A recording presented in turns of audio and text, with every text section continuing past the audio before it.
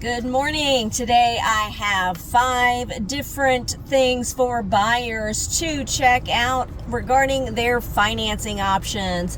This is Laura Boswell with Virtual Properties Realty, your North Atlanta realtor, and I've got 5 reasons why buyers should never overlook researching their different financing options. Reason number 1, always research your different mortgage types that are available to you that you qualify.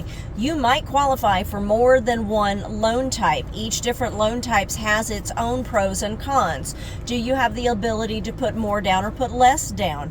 Does putting more down give you a price reduction in another category, such as if you are able to find 20% down, you can get rid of mortgage insurance if you're using a conventional loan. Whereas with an FHA loan, you've got to pay that mortgage insurance premium that the lender will require for the entire life of the loan. Your VA loan sometimes has a funding fee that you've got to pay. You don't get any equity for that fee. It's just a fee that goes out. You also have the ability to put 100% down, which means you have no equity when you first go into the house. Is that the best option for you in comparing that to a conventional loan? Your lender can help you go over all of those numbers and figure that out. Number 2, compare your different interest rates that are available to you from multiple lenders. Shop your loan. You've got different programs, different lenders, different types where you've got a broker, you've got a bank, you've got a credit union, you've got a non-bank mortgage company.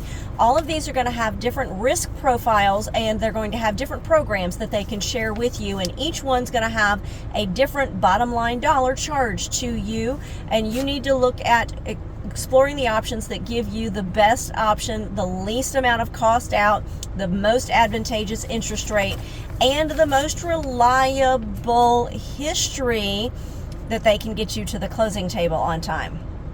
Ask me about that one later. Number 3, understand the implications of your different down payments. As I mentioned in item number 1, with the different loan types, you've got different down payment options. There are 100% loans. There are 97% loans. This is where you put no money down for the 100% loan. For a 97% loan, you're putting 3% down.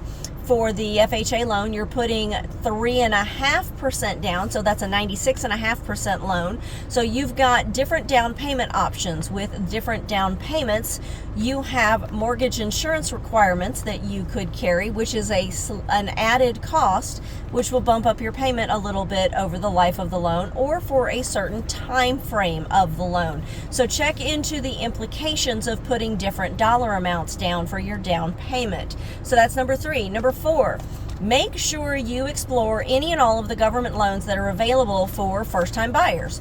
You are a first-time buyer if you have not purchased a home in the last 3 years. All of a sudden, you're a first-time buyer again if you bought one 6 years ago. So you might have different options or different programs with certain lenders available to you that classify you as a first-time home buyer.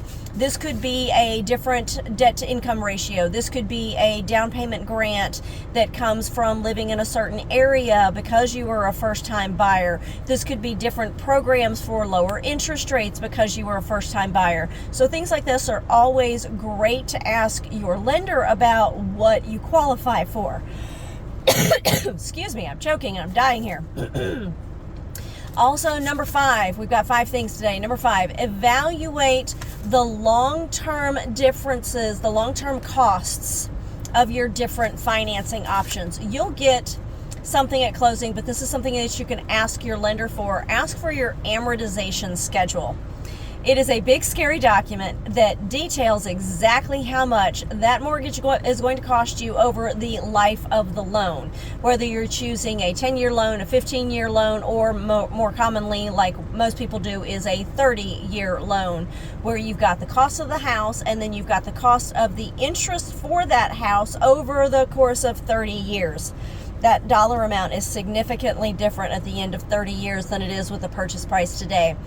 But it is a useful piece of information because it will allow you to compare your interest rates over the course of the entire life of the loan and the actual true cost at the end of the day of being able to pay off that property if you're going to live there for the rest of your life, from one loan to the next loan to the next loan. So this is the true cost of what it takes to pay off that loan.